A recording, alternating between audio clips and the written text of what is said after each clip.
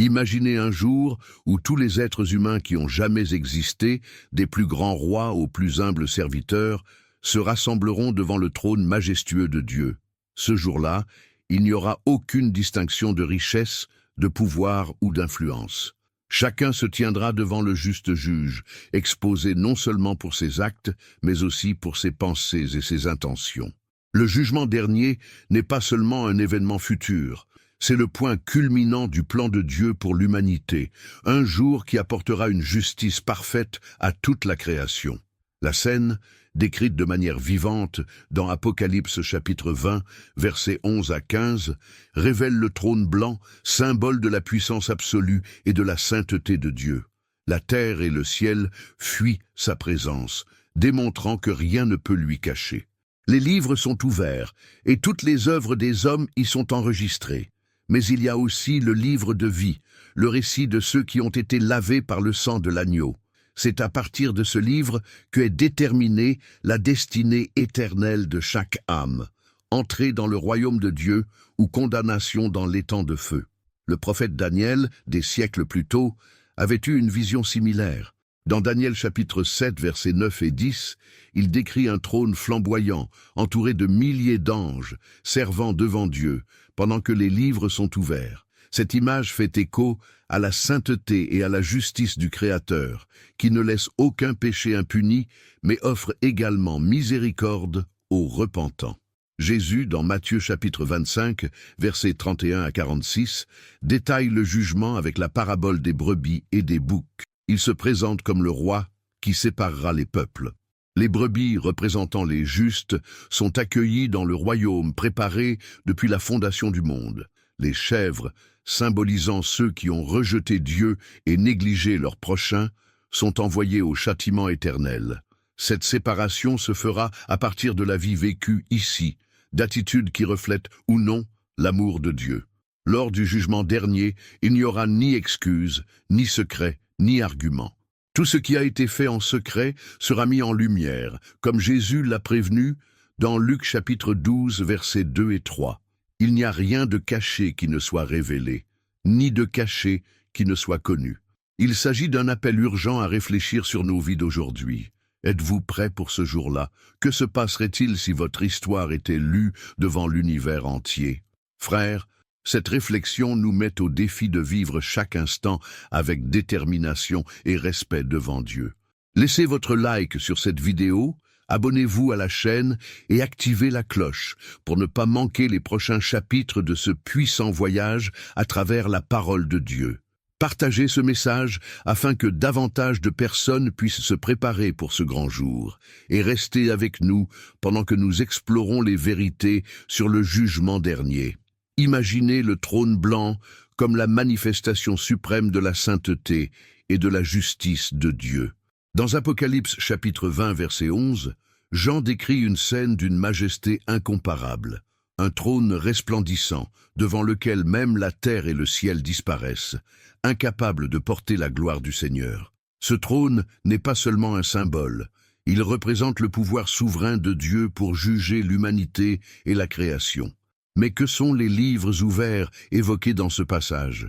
Ils constituent le compte rendu détaillé des actions, des pensées et des paroles de chaque individu. Dieu, qui voit et sait tout, ne laisse rien cacher. Comme le déclare Ecclésiaste, chapitre 12, verset 14, « Car Dieu amènera en jugement tout ce qui a été fait, y compris ce qui est caché, qu'il soit bon ou mauvais. Chaque acte de bonté, chaque pensée égoïste, chaque parole prononcée en secret sera révélée ce jour-là. » Jésus a également mis en garde contre le poids de nos paroles dans Matthieu chapitre 12, versets 36 et 37. « Mais je vous dis qu'au jour du jugement, les hommes rendront compte de toute parole inutile qu'ils auront prononcée, car par vos paroles vous serez acquittés, et par ces paroles il sera condamné. » Cela nous rappelle que même ce qui semble petit et insignifiant aux yeux humains a un poids éternel devant le juste juge. Les livres ouverts sont une preuve puissante de la justice divine, mais ils soulignent également la nécessité d'un sauveur. Sans Christ, nos œuvres, aussi nombreuses ou bonnes soient-elles, ne suffiraient jamais à nous justifier. C'est pourquoi un autre livre est mentionné, le livre de vie. Ce livre contient les noms de ceux qui ont donné leur vie au Seigneur et ont été sauvés par la grâce de Dieu. Il apparaît dans plusieurs passages bibliques, comme dans Philippiens chapitre 4, verset 3, où Paul parle de ceux dont les noms sont écrits dans le livre de vie, et dans Apocalypse chapitre 3, verset 5, où Jésus promet que le vainqueur n'aura jamais son nom effacé de ce dossier. Alors que les livres d'œuvres révèlent notre incapacité à atteindre la perfection par nous-mêmes, le livre de vie nous donne de l'espoir. Il nous rappelle que le salut ne s'obtient pas par nos actions, mais est un don immérité que nous recevons par la foi en Christ. Cette scène est un appel à la réflexion. Où est ton nom? Est-ce écrit dans le livre de vie? Il n'est pas trop tard pour donner votre vie au Seigneur et rechercher le salut que lui seul peut offrir. Au jour du jugement dernier, il n'y aura aucune distinction entre classe sociale, nationalité ou époque. Tous les êtres humains qui ont jamais vécu, du plus humble au plus puissant, se tiendront devant Dieu. Apocalypse, chapitre 20, verset 13, nous présente cette scène grandiose et impartiale. La mer a rendu les morts qui étaient en elle, et la mort et l'Hadès ont rendu les morts qui étaient en elle, et chacun a été jugé selon ses œuvres. Cette déclaration nous montre que personne n'échappera à ce jour, quel que soit l'endroit où il a vécu ou est mort. Mais le jugement ne se limite pas aux hommes. La parole de Dieu est claire, même les anges déchus feront face au tribunal divin. Dans Jude chapitre 1 verset 6, nous lisons que Dieu a réservé dans les prisons éternelles, dans les ténèbres, pour le grand jour du jugement, les anges qui ne gardaient pas leur dignité. Ces anges, qui ont choisi de se rebeller contre Dieu, attendent leur condamnation ultime. Le sort de Satan, le plus grand adversaire de Dieu et de l'humanité, est également scellé. Dans Apocalypse chapitre 20 verset 10, nous lisons qu'il sera jeté dans l'étang de feu et de soufre, où seront déjà la bête et le faux prophète. Là, ils seront tourmentés pour toujours et à jamais. C'est la fin de celui qui a tenté de tromper les nations et de détruire les plans de Dieu. Beaucoup se demandent, le jugement est-il réservé aux méchants? La réponse est non. Selon Corinthiens chapitre 5 verset 10, il est dit « Car nous devons tous comparaître devant le tribunal de Christ, afin que chacun reçoive selon les œuvres accomplies dans le corps, qu'elles soient bonnes ou mauvaises. » Pour les croyants, ce jugement ne visera pas à condamner, mais à évaluer les œuvres accomplies dans la vie et à déterminer les récompenses célestes. Les méchants, en revanche, connaîtront la damnation éternelle. Matthieu chapitre 13, versets 41 et 42, décrit comment les pécheurs seront séparés et jetés dans la fournaise ardente, où il y aura des pleurs et des grincements de dents. C'est un rappel brutal que ceux qui ont rejeté la grâce de Dieu n'auront aucune excuse ni échappatoire ce jour-là. Ce moment du jugement final met en évidence la justice parfaite de Dieu. Il est impartial et juste, récompensant ceux qui lui ont vécu fidèlement et condamnant ceux qui ont vécu dans la rébellion. Romains chapitre 2, versets 6 à 8 déclare « Dieu récompensera chacun selon sa conduite, la vie éternelle à ceux qui, persévérant dans le bien, recherchent la gloire, l'honneur et l'immortalité, mais la colère et l'indignation à ceux qui sont égoïstes, qui rejettent la vérité et suivent l'injustice. » Maintenant réfléchissez, êtes-vous prêts pour cette rencontre inévitable? Vos œuvres reflètent-elles votre foi au Seigneur? C'est le moment de chercher Dieu sincèrement, car chacun de nous sera devant lui. L'étang de feu est sans aucun doute l'une des descriptions les plus marquantes de la Bible. Cet endroit est présenté comme la destination finale et éternelle des méchants anges déchus, et même de la mort et de l'enfer lui-même. Dans Apocalypse chapitre 20, versets 14 et 15, nous lisons « Alors la mort et l'enfer furent jetés dans l'étang de feu. L'étang de feu est la seconde mort. Celui dont le nom n'a pas été trouvé dans le livre de vie fut jeté dans l'étang de feu. » Ce sort terrifiant n'est ni temporaire ni symbolique. Cela représente une punition éternelle pour ceux qui ont rejeté la grâce et le salut offert par Dieu. L'étang de feu n'a pas été créé à l'origine pour les êtres humains, mais pour Satan et ses anges. Jésus le précise clairement dans Matthieu chapitre 25, verset 41, lorsqu'il déclare « Alors il dira à ceux qui seront à sa gauche, « Maudits, éloignez-vous de moi dans le feu éternel préparé pour le diable et ses anges. » Malheureusement, ceux qui vivent leur vie en rébellion contre Dieu et rejettent le sacrifice de Jésus-Christ partagent ce sort. Ce n'est pas le désir de Dieu qu'un être humain subisse une telle condamnation. Comme Pierre le dit au chapitre 3, verset 9, « Dieu ne veut pas que quiconque périsse, mais que chacun parvienne à la repentance. Cependant, il respecte les choix de chacun. » La gravité de cette punition est renforcée dans d'autres passages de la Bible. Dans Marc chapitre 9, versets 43 à 48, Jésus décrit l'étang de feu comme le lieu où le feu ne s'éteint jamais et où le ver ne meurt pas. Ce langage vivant nous alerte sur la gravité de vivre loin de Dieu. Ce n'est pas seulement un état de séparation, mais un tourment conscient et éternel. De plus, l'étang de feu est décrit comme la seconde mort. La première mort, physique, est une réalité à laquelle tout le monde est confronté, mais la seconde mort est la séparation définitive d'avec Dieu, sans possibilité de retour. Dans Apocalypse chapitre 21 verset 8, il nous est rappelé que les lâches, les incrédules, les dépravés, les meurtriers, les impudiques, les magiciens, les idolâtres et tous les menteurs auront leur part dans l'étang de feu. Ce destin nous amène à réfléchir sur la gravité de nos choix dans cette vie. Pendant qu'il est temps, Dieu tend sa main de grâce et offre le salut. Romains chapitre 6 verset 23 déclare « Car le salaire du péché c'est la mort, mais le don de Dieu c'est la vie éternelle en Jésus-Christ notre Seigneur. » Si vous écoutez ce message aujourd'hui, sachez qu'il est encore temps de changer votre destinée éternelle. Dieu offre le pardon et la restauration à tous ceux qui se repentent et placent leur foi en Christ. Le jour du Seigneur est une expression puissante et récurrente dans les Écritures qui désigne un moment crucial de l'histoire de l'humanité, le jour où Dieu exercera son jugement définitif sur le monde. Cette journée, décrite en détail dans les écrits de l'Ancien et du Nouveau Testament, se caractérise par sa dualité. Pour les méchants, ce sera un jour de ténèbres, de peur et de destruction. Mais pour les justes, ce sera un jour de rédemption, de gloire et de restauration éternelle. Le prophète Joël, dans Joël chapitre 2 verset 31, décrit ce jour avec des images impressionnantes.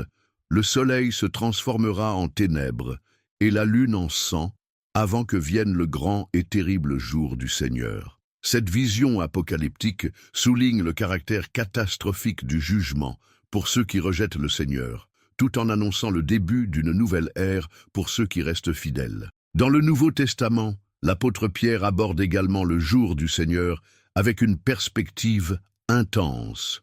Deuxièmement, à Pierre chapitre 3 verset 10, il dit « Le jour du Seigneur viendra comme un voleur.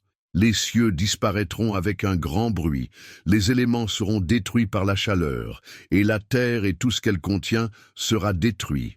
Nu, ce sera un jour soudain et inévitable, où personne ne pourra cacher ses œuvres ou échapper au jugement. » Le jour du Seigneur est souvent décrit comme un moment de séparation définitive. Dans Sophonie chapitre 1, versets 15 et 16, nous lisons que ce sera un jour de colère, un jour d'angoisse et d'affliction, un jour de destruction et de ruine, un jour de ténèbres et d'obscurité, un jour de nuages et d'obscurité, un jour de sons de trompettes et de cris de guerre.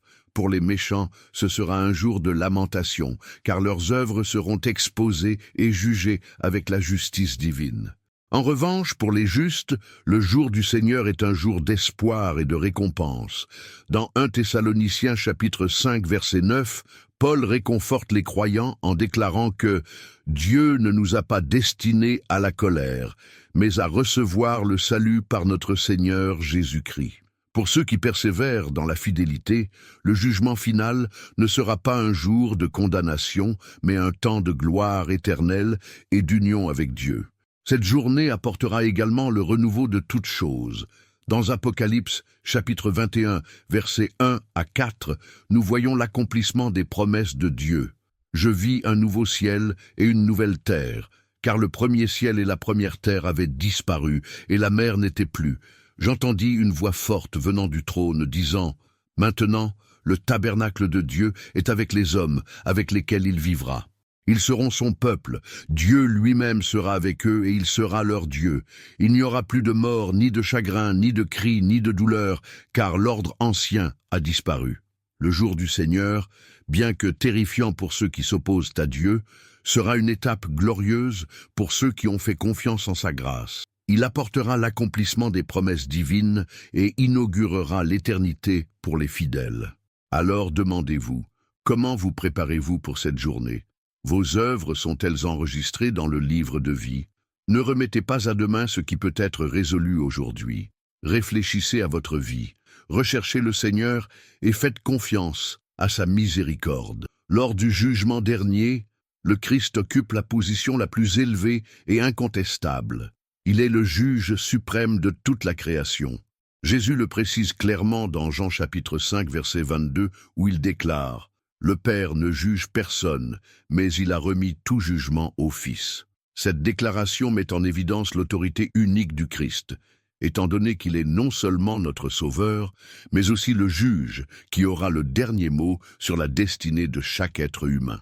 L'apôtre Paul, dans Actes chapitre 17, verset 31, renforce ce rôle, déclarant que Dieu a fixé un jour où il jugera le monde avec justice, par l'intermédiaire d'un homme qui est ressuscité des morts. Ici, nous voyons comment la résurrection de Jésus légitime son autorité en tant que juge parfait et juste, capable d'exécuter un jugement irréprochable.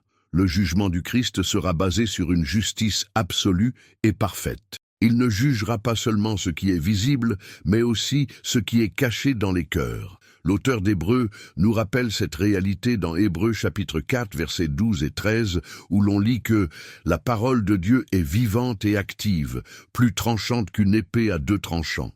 Tout est découvert et exposé sous ses yeux, envers qui nous serons tenus responsables. Jésus, la parole vivante, connaît nos actions, nos pensées et nos intentions. Rien n'échappe à son regard. Christ ne fera pas de distinction entre les gens. Riches et pauvres, puissants et humbles, tous se présenteront également devant lui. Cette impartialité est mise en évidence dans Matthieu 25, où Jésus décrit la séparation des justes et des méchants. Les justes sont identifiés par leur compassion et leur souci de ceux qui sont dans le besoin. Car j'avais faim, et vous m'avez donné à manger, j'avais soif, et vous m'avez donné à boire. J'étais un étranger, et vous m'avez accueilli. Matthieu chapitre 25, verset 35. En revanche, les méchants sont condamnés pour leur indifférence et leur manque d'amour envers les autres. Ce passage démontre que le jugement du Christ n'est pas seulement basé sur des actions extérieures, mais reflète la relation que nous entretenons avec Dieu dans notre vie quotidienne. L'amour du prochain est une preuve de foi authentique, et le négliger est un signe d'éloignement de Dieu. Comme le dit Jésus, « Tout ce que vous n'avez pas fait pour l'un d'entre eux, vous ne l'avez pas fait pour moi. » Matthieu chapitre 25, verset 45. En plus d'être juge, Christ est aussi notre avocat.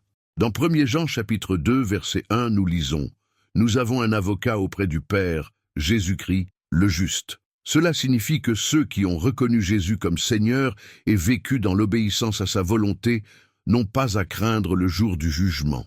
Il intercède pour nous, présentant son sacrifice parfait comme garantie de notre salut. Le Christ, l'agneau immolé, est aussi le lion qui règne et juge. Son autorité est incontestable et son jugement sera définitif. Il récompensera les justes par la vie éternelle et condamnera les méchants à l'étang de feu. C'est pourquoi il est crucial de décider maintenant comment nous vivrons devant lui. Cette vérité nous met au défi de réfléchir sur notre position devant Christ. Sommes-nous prêts à le rencontrer en tant que juge? Avons-nous vécu d'une manière qui plaît au Seigneur? La décision que nous prenons aujourd'hui déterminera notre destin dans l'éternité. Pour les justes, le jugement dernier sera un moment de grande joie et non de peur. Comparé au sort des méchants, les justes verront leur salut confirmé et recevront la récompense pour leurs bonnes œuvres. Dans Apocalypse 21, juste après la vision de l'étang de feu et de la damnation éternelle des méchants, nous voyons la merveilleuse promesse d'un nouveau ciel et d'une nouvelle terre. L'apôtre Jean décrit en détail la gloire de ce nouvel état. Il essuiera toute larme de leurs yeux. Il n'y aura plus ni mort, ni tristesse, ni cri, ni douleur, car l'ordre ancien est passé. Apocalypse chapitre 21, verset 4. Quelle merveilleuse promesse! La souffrance et la douleur que nous connaissons dans cette vie, avec toutes ces afflictions, seront complètement éradiquées, et tout ce qui restera sera la plénitude de la paix et la présence de Dieu. Le jugement dernier ne sera pas un jour de condamnation pour les justes, mais un temps de récompense.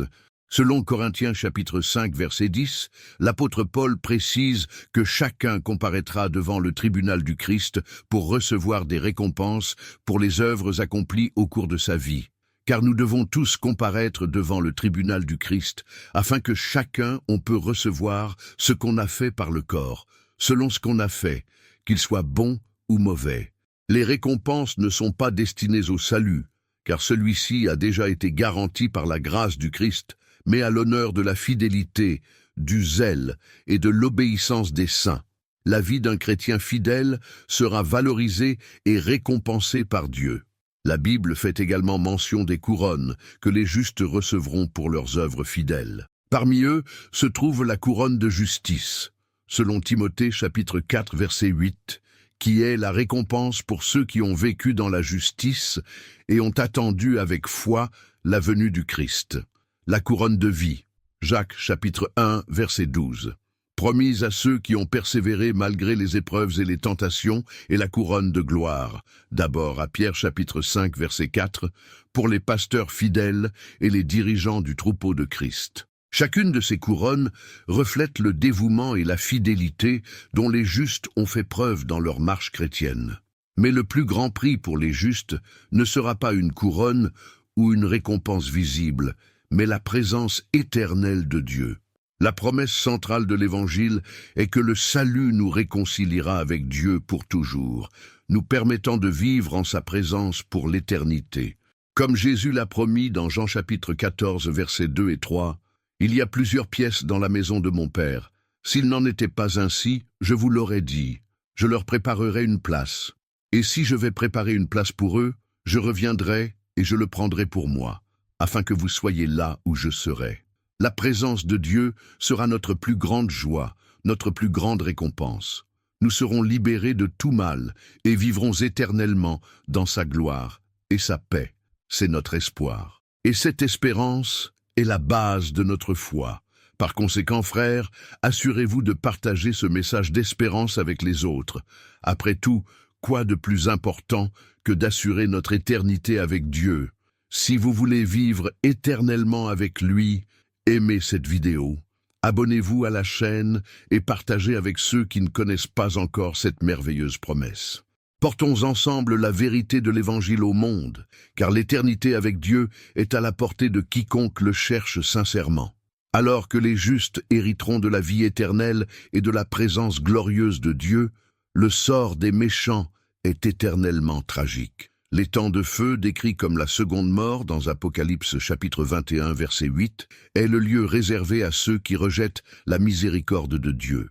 Jean décrit les lâches, les incrédules, les dépravés, les meurtriers, ceux qui commettent l'impudicité, ceux qui pratiquent la sorcellerie, les idolâtres et tous les menteurs.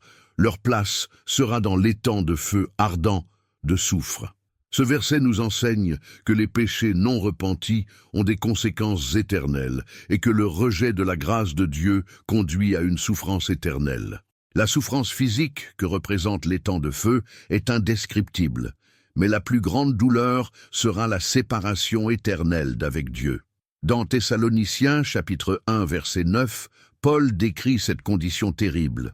Ils subiront le châtiment de la destruction éternelle, la séparation de la présence du Seigneur et de la majesté de sa puissance. Cette séparation n'est pas seulement physique mais spirituelle, un gouffre infranchissable entre les méchants et la présence glorieuse du Seigneur. Jésus, avec son amour incommensurable, a mis en garde à plusieurs reprises contre cette destinée finale. Dans Matthieu chapitre 13, versets 49 et 50, il compare le jugement à un pêcheur qui sépare les bons poissons des mauvais. Les bons sont conservés, mais les mauvais sont jetés. Il conclut, « Il en sera ainsi à la fin des temps. Les anges sortiront, sépareront les méchants des justes, et les jetteront dans la fournaise ardente, où il y aura des pleurs et des grincements de dents. » Ces paroles de Jésus ne doivent pas nous effrayer, mais plutôt nous alerter sur la gravité de nos choix. Dieu est patient, mais sa justice ne peut être ignorée. Le temps du repentir est maintenant. Il est encore temps de rechercher la miséricorde divine et d'échapper à ce sort. Le Seigneur tend la main, offrant sa grâce à ceux qui se repentent et se tournent vers lui. Si vous n'avez pas encore donné votre vie au Christ, ne remettez pas à demain ce qui peut changer aujourd'hui votre destinée éternelle. L'heure de la décision est maintenant et l'éternité est définitive. Au milieu de la sévérité du jugement dernier, il y a un message d'espoir qui brille avec une grande clarté, l'appel à la repentance. Dès le début des Écritures, Dieu a démontré sa patience et son désir que personne ne soit perdu. En deuxième lieu de Pierre, chapitre 3, verset 9, nous lisons « Le Seigneur ne tarde pas à accomplir sa promesse, comme certains le pensent. Au contraire, il est patient envers vous, voulant que personne ne périsse, mais que tous parviennent à la repentance. » Ce verset révèle le cœur de Dieu. Il désire le salut de tous et est prêt à attendre, offrant continuellement des opportunités de repentance. Jésus-Christ, le seul chemin vers le salut, est venu dans le monde pour nous délivrer du sort de l'étang de feu. Dans Jean chapitre 3, verset 16, Jésus déclare « Car Dieu a tant aimé le monde qu'il a donné son Fils unique, afin que quiconque croit en lui ne périsse pas, mais ait la vie éternelle. » Ce verset est l'essence de l'Évangile. La grâce de Dieu est accessible à tous, et le salut est à la portée de ceux qui se repentent et croient au Christ. La repentance ne consiste pas seulement à ressentir du chagrin pour les péchés, mais c'est une transformation complète de la vie, un détournement du péché et un retour au cœur de Dieu. Dans Luc 15, Jésus partage la parabole du Fils prodigue, révélant la volonté du Père céleste de pardonner et de restaurer. Tout comme le Père de la parabole attendait le retour de son Fils perdu, Dieu nous attend à bras ouverts, prêt à nous pardonner et à nous donner une nouvelle vie. Cette parabole nous enseigne que, quel que soit le chemin parcouru, Dieu est prêt à nous accueillir à nouveau. Nous sommes arrivés au terme de cette profonde réflexion sur le jugement dernier et les temps de feu. Tout au long de ce voyage, nous comprenons que Dieu est juste et saint, et que la destinée éternelle de chaque personne sera déterminée selon ce qui est rapporté dans les livres. Le jugement dernier est une réalité imminente, où chaque action et chaque choix seront pris en compte, et chacun devra rendre compte devant le juge suprême, Jésus-Christ. Mais pour ceux qui mettent leur confiance en Jésus, il y a une espérance éternelle. Jésus est notre seule garantie que si nous lui faisons confiance et vivons selon sa volonté, nos noms seront écrits dans le livre de vie. Il nous offre le pardon, la grâce et une nouvelle vie. Et tant qu'il est temps, nous devons chercher le Seigneur de tout notre cœur, vivre dans la sainteté et obéir à ses commandements, car le temps de la grâce n'est pas infini. Aujourd'hui, l'appel de Dieu est clair. Ne reportez pas votre décision. Le Seigneur nous offre sa miséricorde et la repentance est le premier pas vers le salut. Puissions-nous vivre avec la conscience que chaque jour est une opportunité d'aligner nos vies sur sa volonté. Maintenant, fermez les yeux et priez avec moi. Seigneur, devant ta grandeur et ta sainteté, nous reconnaissons notre petitesse. Merci de nous offrir la chance d'être pardonnés et restaurés. Nous te demandons d'inscrire nos noms dans le livre de vie et de nous aider à vivre selon ta volonté. Que soyons prêts pour le grand jour du jugement, confiants en ton amour incommensurable et en ta justice parfaite. Que ton Esprit Saint nous guide à chaque étape, afin que nous soyons fidèles jusqu'à la fin. Amen. Avez-vous aimé le message? Laissez dans les commentaires ce que vous en avez pensé et comment cette réflexion a impacté votre vie. Partagez avec ceux qui ont besoin d'entendre ce message d'espoir et de repentance. Que Dieu bénisse abondamment votre vie et à la prochaine fois.